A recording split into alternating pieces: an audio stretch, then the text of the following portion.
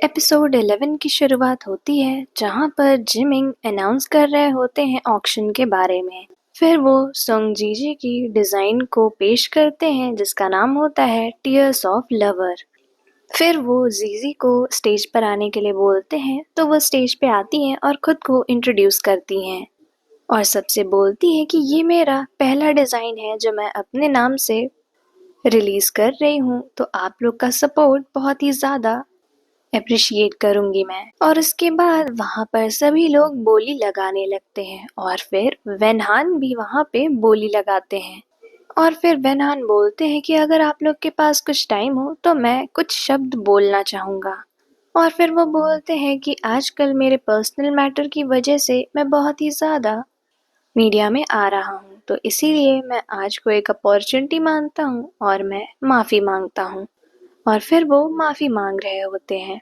और इसके बाद वेनहान बोलते हैं कि मैं जानता हूँ जो इस डिजाइन के ऑक्शन से पैसे मिलेंगे उसको ऑर्फनेज में दिया जाएगा, तो मैं भी ऑर्फनेज से हूँ और मैं अपने तरफ से कंट्रीब्यूट करना चाहता हूँ, प्लीज इस चीज का मौका मुझे दीजिए। जिस पे जीजी बोलती है कि ठीक है, आपको ये दिया जाता है। और फिर भाईजान के बगल आकर बैठती है जीजी और बोलती है कि सारी मेहनत मैंने की और स्पॉटलाइट वेनहान ने ले ली।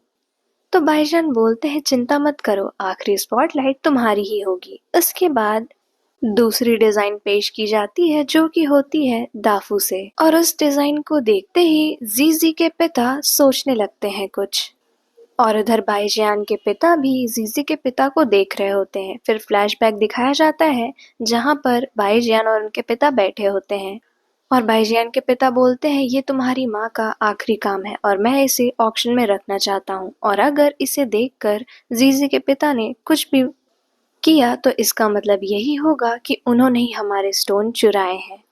और उधर भाईजान को भी याद आ रहा होता है कि उनके पिता ने कहा था कि इस अपॉर्चुनिटी को यूज करना अपनी और जीजी की एंगेजमेंट की बात को बताने के लिए। और इसके बाद उस चीज की भी बोली लगाई जा रही होती है, तो भाईजान उसकी 2 मिलियन लगाते हैं लेकिन जीजी के पिता 3 मिलियन बोलते हैं। पर उसके बाद भाईजान उसे 4 मिलियन बोलते हैं और वो उनकी हो जाती है। फिर जब वो रिंग लेने जा रहे होते हैं तो वो जीजी को लेकर जाते हैं, तो वो बोलती हैं क्यों ऐसा क्यों कर रहे हो, तो फिर भी वो उन्हें लेके जा रहे होते हैं। और स्टेज पर जाने के बाद वो अनाउंस करते हैं कि मैं ऑफिशियली जीजी को प्रपोज करना चाहता हूँ, और फिर वो उन्हें हाथ पकड़ के अपने पास खींचते हैं और उनके फोरहेड पे किस कर देते हैं, जिसपे सभी तालियां बजा रहे होते हैं।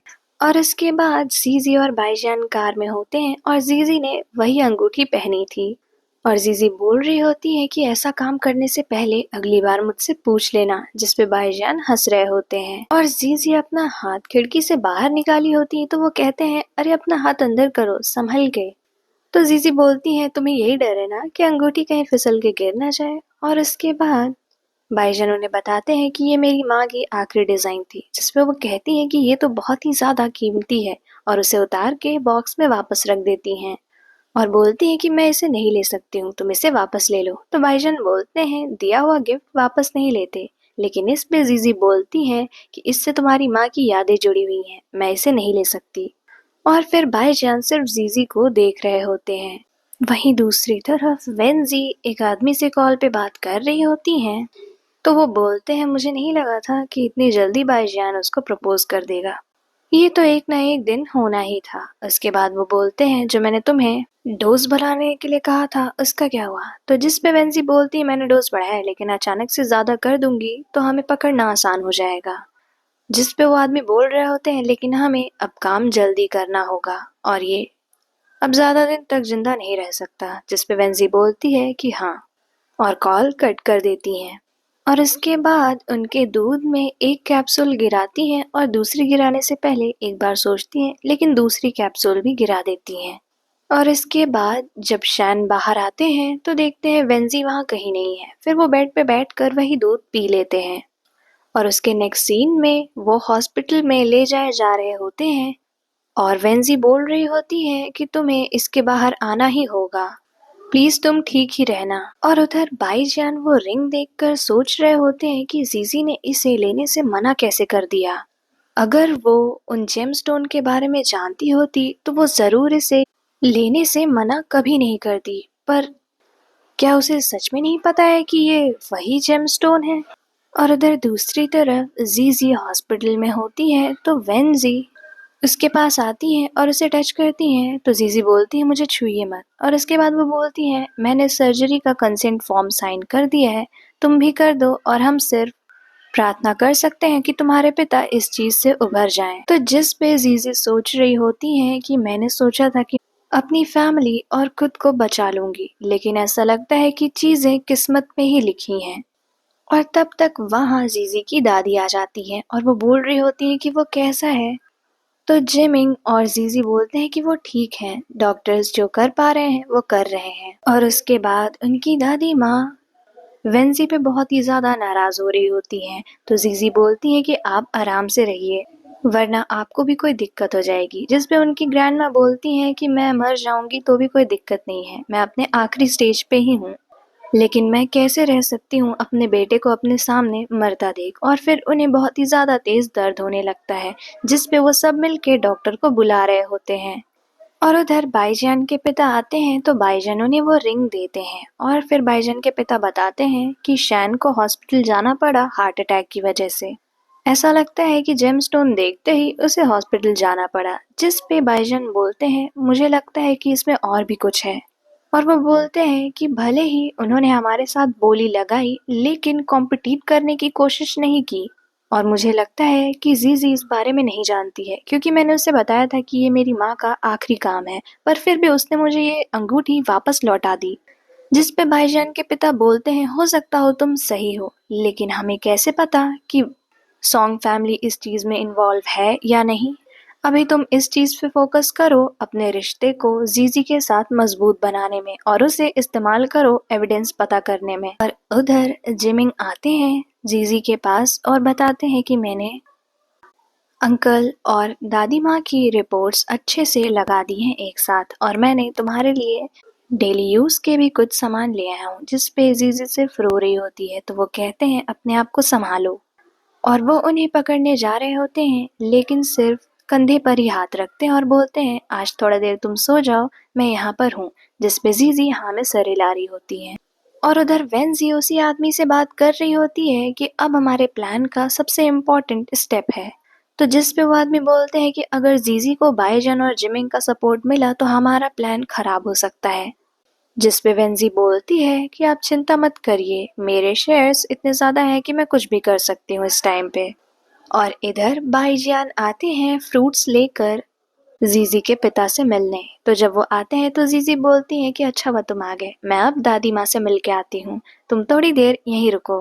और वो चली जाती हैं। फिर भाईजान वहाँ आते हैं तो जीजी के पिता बोलते हैं कि तुम मुझसे मिलने आए हो। तो भाईजान बोलते हैं मुझे आपसे कुछ पूछना है, और बोलते हैं कि वो जो श्रीलंकन से रफ जेमस्टोन आया था वो आपके यहाँ कैसे पाया गया। और उसके बाद उनकी धड़कन तेज होने लगती है।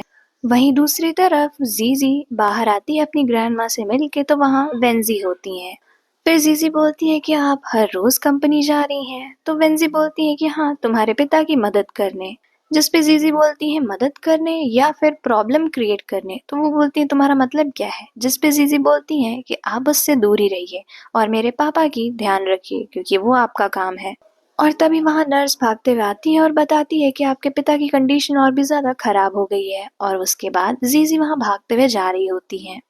फिर उनके पिता को ऑपरेशन थिएटर में रखा जाता है और तब वहां भाईजान आते हैं और बताते हैं मैं तो पानी लेने गया था और वो 1 मिनट पहले तक सही थे।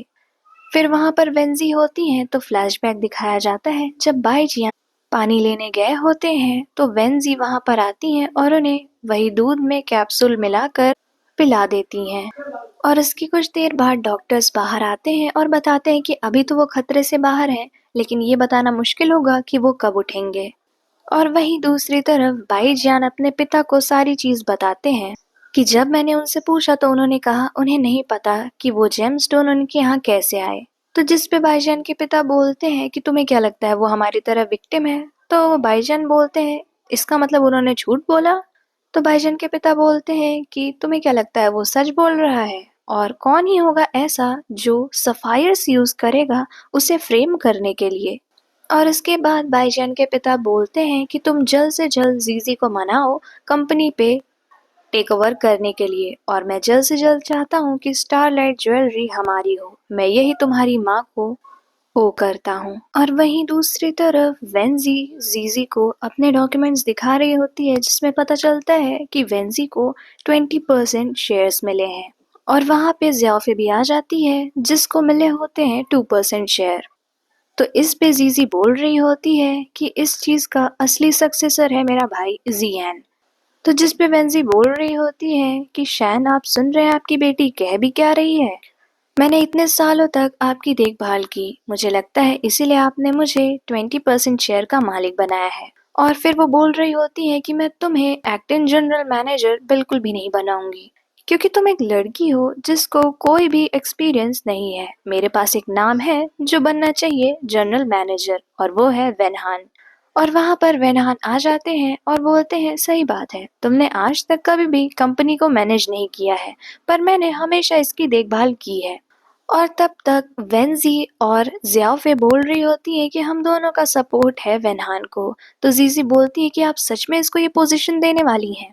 तो जिस पे वेनहान बोलते हैं कि तुम्हें थोड़ा सा रिस्पेक्ट के साथ मेरा नाम लेना चाहिए और वैसे भी ज़ियाफे और मैं अब रिलेशनशिप में हैं तो इसका शेयर ऑलरेडी मुझे सपोर्ट करता है। और फिर जीजी बस उन सब को देख रही होती है और तब तक शैन के हाथ थोड़े बहुत हिलते हैं और यहीं पर एपिसोड 9 एंड हो जाता है।